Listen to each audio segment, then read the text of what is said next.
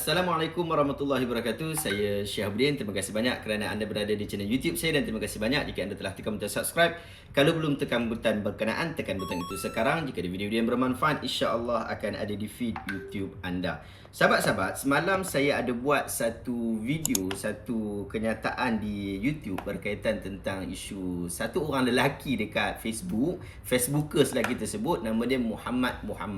Dia buat satu penghinaan yang cukup berat kepada Tuanku Raja Perlis, yang mana sampai mengatakan bahawa Tuanku Raja Perlis ini adalah seorang yang penyesat umat, seorang Wahabi dan seumpama dengannya, dan dia sebut perkataan-perkataan yang kita rasa sebagai rakyat Malaysia tidak patut menyebutkan kenyataan-kenyataan seperti itu kepada raja yang berada dalam institusi diraja yang dijamin di negara kita. Kita tahu bahawa institusi diraja ini adalah institusi yang perlu dihormati, bahkan menjadi kewajipan seluruh rakyat Malaysia. Termasuk semua raja dekat Malaysia ni, tak kira lah Perlis ke, Kedah ke, Penang tak ada raja, tak ada macam mana, dan negeri-negeri yang lain. Perlu kita hormati dan kita letak dan kita sanjung. Tak boleh cakap macam orang biasa. Isu 3R perlu kita perhatikan dalam hal ni. Tiba-tiba mai si mangkuk ni, si Muhammad ni, dia pergi letak, dia pergi kata Raja Perlis ni Wahabi, penyesat umat dan seumpama dengannya. Bukan setakat tu, dia letak potret gambar Raja Perlis. Anda boleh tengok video yang saya jelaskan tentang isu ni pada hari semalam. Kita ada video pada hari semalam yang kita dah react isu ni. Dan Alhamdulillah, pagi ni bila saya tengok kenyataan dekat akhbar Metro dan akhbar-akhbar yang lain, Bulletin TV3 pun keluarkan perkara yang sama. Dia ada disebut sini, penjual ketam direman 3 hari didakwa hina Raja Perlis. Dan baru lagi diterbitkan iaitu 7 Mac. Waktu video dia direkodkan 7 Mac 2024, 11.14 pagi, 11.14 minit pagi. Dan sekarang ni 12.51. Kira sangat-sangat baru dan berlaku penangkapan itu, dan saya dimaklumkan ia ditangkap pada jam lebih kurang 1.30 pagi. Lebih kurang beberapa jam sahaja, mungkin 1 atau 2 jam sahaja daripada video awal kita telah kita publish dekat dalam YouTube. Disebutkan dalam akhbar ini, dia kata Kangar, seorang penjual ketam yang didakwa memuat naik hantaran berunsurkan penghinaan terhadap Raja Perlis Tuanku Syed Sirajuddin Putra Jamnulail di Facebook direman 3 hari bermula hari ini.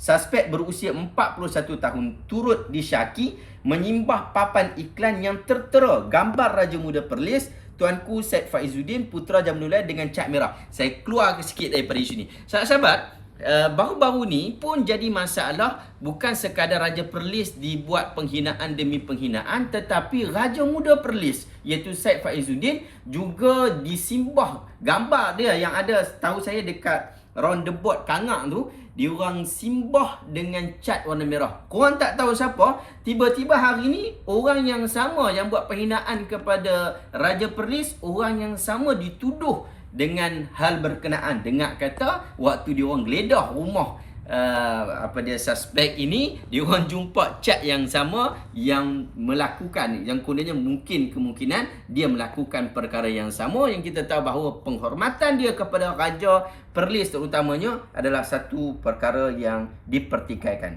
Dan dia ni mungkin orang Perlis juga ni. Seterusnya saya baca apa yang disebutkan di dalam akhbar. Dia kata, perintah reman itu dibenarkan Magistrate Ana Rozana Muhammad Nur bagi membantu siasatan di bawah Seksyen 4-1 Akta Hasutan 1948, Seksyen 233 Akta Komunikasi dan Multimedia 1998 dan Seksyen 427 Kanun Keseksaan. Terdahulu, suspek tiba di perkarangan Mahkamah Kangar kira-kira 8.30 pagi. Ketua Polis Daerah Kangar, Assistant Commissioner Yusharifuddin Muhammad Yusof ketika dihubungi memberitahu penahanan suspek dilakukan pada 1.30 pagi tadi di sebuah rumah di Taman Akasia 2, Changlun, Kedah. Oh, ingat kau orang Perlis duduk Changlun. Orang Kedah rupanya. Tak tahulah dia orang mana, tapi dia duduk Changlun Kedah. Sahabat-sahabat yang mungkin tak tahu Changlun dekat mana, Changlun ni dia sempadan sungguh dengan negeri Perlis. Kadang-kadang kalau kita daripada arah selatan ataupun arah wilayah Tegah ni, kita nak pergi ke Perlis dengan jalan jarak terus sebelah utara, kita akan lalu Changlun dulu. So Changlun, dia duduk dekat Changlun lah, di Taman Akasia 2, Changlun Kedah. Katanya suspek ditahan selepas polis menerima laporan berhubung penghinaan terhadap Raja Perlis di Facebook menggunakan akaun Muhammad. Betul lah, kita react semalam. Polis turut menerima laporan berasingan bahawa terdapat simbahan cat merah pada papan iklan yang tertera gambar Raja Muda Perlis di bulatan Simpang 3 dalam persiadan Jubli Emas di Kangal. Ini dekat dengan Hotel Putra Palace, sekarang dia sebut Regency, Hotel Regency. Susulan tangkapan itu, polis merampas sebuah motor sebotol cecair berwarna merah, sebuah telefon bimbit dan sekeping SIM card. Jadi ini yang dilaporkan dalam Buletin TV3, dan banyak lagi. Saya tengok Harian Metro pun dia ada cover juga isu ni dan sebagainya. Dan ini menunjukkan bahawa alhamdulillah, saya nak ucapkan terima kasih banyak-banyak kepada pihak Polis Diraja Malaysia. Terima kasih banyak-banyak kerana menjalankan kerja dengan pantas dan juga tegas. Kalau kita biarkan orang-orang seperti ini, maka mereka akan terus-menerus membuat perkara yang membimbangkan dan mencetuskan huru-hara dan ketidakharmonian dalam masyarakat kita, dan kita perlu ambil tindakan. Dan saya nak tegaskan juga, orang ni yang kita kata Muhammad ni, yang saya tunjuk semalam Facebook dia punya gambar kat situ tokoh-tokoh Asy'ariyah belaka. Dia orang ni bukannya geng-geng orang Arab Saudi. Dia orang ni adalah geng-geng yang tu. Mungkinlah kalaulah kita nak pakai dapatan itu sahaja, tokoh-tokoh Asy'ariyah ini yang saya kasih dan saya sayang, tok guru pondok ini yang kita kasih dan kita sayang itu, nak kata mereka ini menjadi pencetus kepada Muhammad itu buat perkara yang dianggap sebagai ekstremis, maka kita tak boleh bersetuju dengan kenyataan seperti itu. Sebab tu tokoh-tokoh ni selalu dia tak ada kaitan langsung dengan mangkuk-mangkuk di bawah ni. Kadang-kadang mangkuk-mangkuk di bawah ni, mereka ni buat kerja, dia orang bukan tahu apa pun dia orang buat.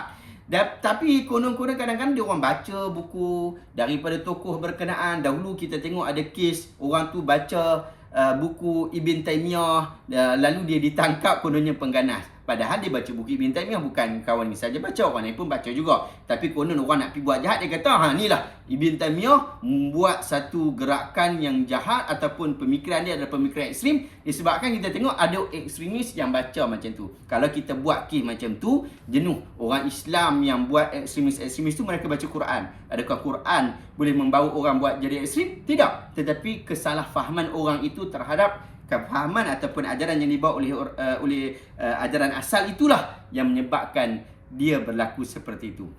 Wallahu ta'ala alam. Saya harap video hari ini dapat memberikan manfaat kepada kita semua, dan kita sendiri jaga diri kita, anak pinak kita daripada buat perkara-perkara yang melampau seperti ini, seperti isu ketaatan kepada pemerintah. Nabi SAW dah ingatkan kepada kita, la ta'atul makhluk fi ma'siyatil khaliq. Jangan ada ketaatan kepada makhluk apabila berlaku perkara maksiat. Tetapi apabila tidak ada kemaksiatan, maka as-sam'u wa ta'ah, dengar dan juga kita kena taat.